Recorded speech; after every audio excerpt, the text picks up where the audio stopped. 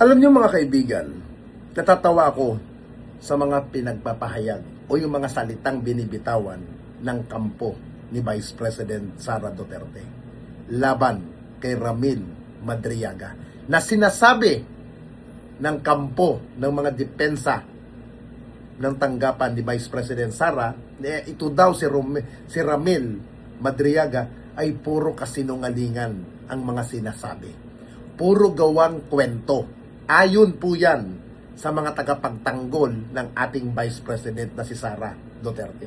At yan din po ang sinasabi ni Sara Duterte na hindi niya kilala, never niya rin nakasama, at gawa-gawa lang daw ang mga akusasyon ni Madriaga.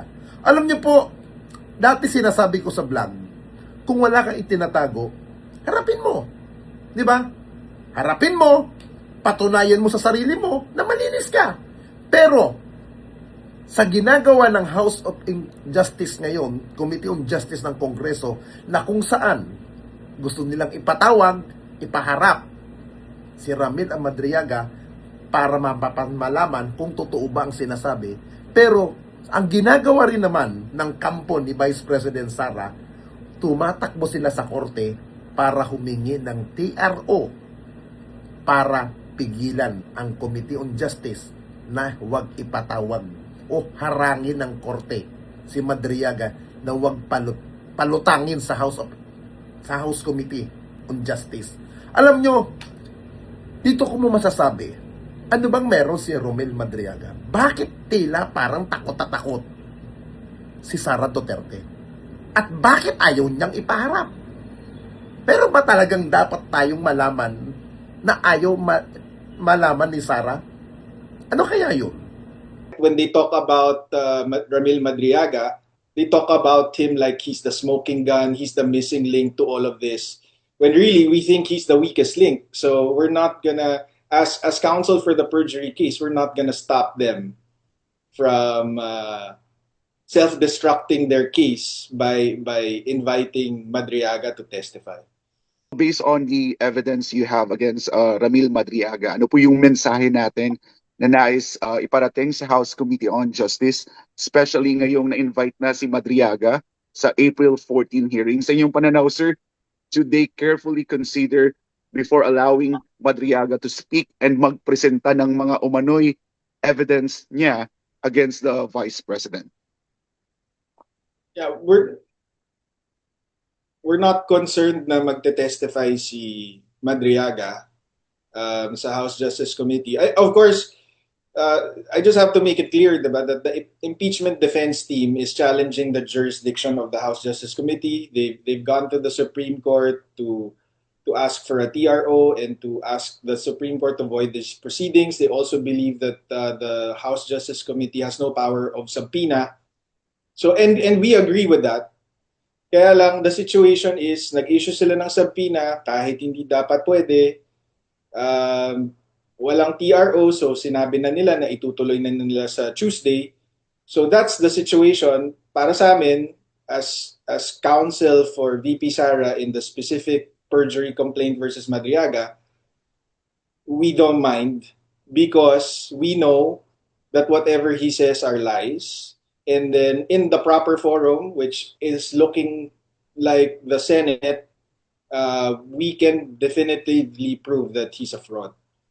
So we don't have concerns that he's testifying. The only concern really is that baka may maniwala because I'm sure it's going to be amplified. Puro kalaban ni VP Sara yung nasa House Justice Committee. But kaya nga namin kayo inimbitahan ngayon para unahan na yung mangyayari sa Tuesday, which is to show you our side. Kasi actually, itong complaint affidavit ni VP Sara and the evidence that I just presented to you, that's all available to the House Justice Committee. And yet, when they talk about Ramil Madriaga, they talk about him like he's the smoking gun, he's the missing link to all of this.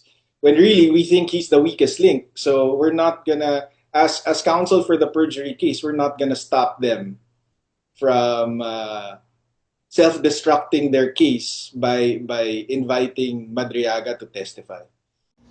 Sa gitna ng mainit na usapin ng impeachment at ng mga aligasyon ng katiwalian, muling umeksena ang legal na kampo ni Vice President Sara Duterte sa pamamagitan ni Attorney Salvador Paulo Panelo Jr. Ang naging sentro ng kanilang banat ang kredibilidad ni Ramil Madriaga, ang tinaguriang bagman na nagsasangkot sa pangalan ng Vice President. Sa pahayag ni Panelo, tinawag niyang wikis link si Madriaga at higit nito na puro kasinungalingan ang ilalabas nito. Testimonya. Ngunit sa likod ng mga mapanuring salitang ito, bumabangon ang isang mahalagang tanong. Kung tunay na walang saysay ang pahayag ni Madriaga, bakit tila pilit itong binabakuran ng kampo ni Duterte? Kapansin-pansin ang tila magkakasalungat na kilos ng depensa kung ano ang isang testigo ay sadyang weak link ay walang kredibilidad. Ang pinakamabisang paraan upang mapatunayang ito ay ang hayaan siyang magsalita at doon ay gibain ang kanyang testimonya sa pamamagitan ng matitibay na ebidensya at cross-examination. Subalit ang paulit-ulit na hiling para sa Temporary Restraining Order TRO labang kay Madriaga ay nagpapakita ng kabaliktaran ng hakbang na ito ay tila desperadong pagtatangka na hadlangan ang paglabas ng buong kwento kung walang itinatago. Bakit kailangan busalan ang bibig ng isang testigo bago pa siya ay makapanumpa? Ang ginawang panayam ni Attorney Panelo ay amoy men conditioning sa pagbansag kay Madriaga bilang sinungaling sa harap ng publiko. Inilalagay niya ang testigo sa isang trial by publicity. Layunin nitong lasunin ang isipan ng taong bayan at bumuo ng motibo na si BP Sara ay biktima lamang ng paninira. Ito ay isang klosikong taktika upang protektahan ang imahe ng Vice Presidente at iwasan ang tunay na diskurso sa loob ng legal na proseso. Sa huli ay pinakamalakas na depensa ay hindi matatagpuan sa mga panayam sa media o sa pag-iwas sa mga pagdinig. Ang tunay na sagot ay nasa pagharap sa House Committee on Justice. Bakit hindi na lang harapin ni BP Sara ang kanyang impeachment process upang doon ay personal na ipagtanggol ang kanyang sarili? Ang pag-iwas ay madalas na binabasa bilang indikasyon ng takot, karapatan ng sambayan ng Pilipino na malaman ang katotohanan mula sa mismong bibig ng ikalawang pinakamataas na opisyal ng bansa.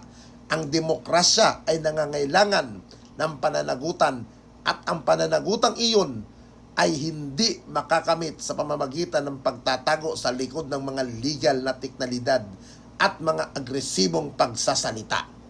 Take note mga kababayan, ha? Ready na ang Justice Committee. Ngayon, sabi ko nga po kanina, hindi madadaan sa pagpapaliwanag sa media ang mga binibitawan salita, depensa ng kampo ni Vice President Sara.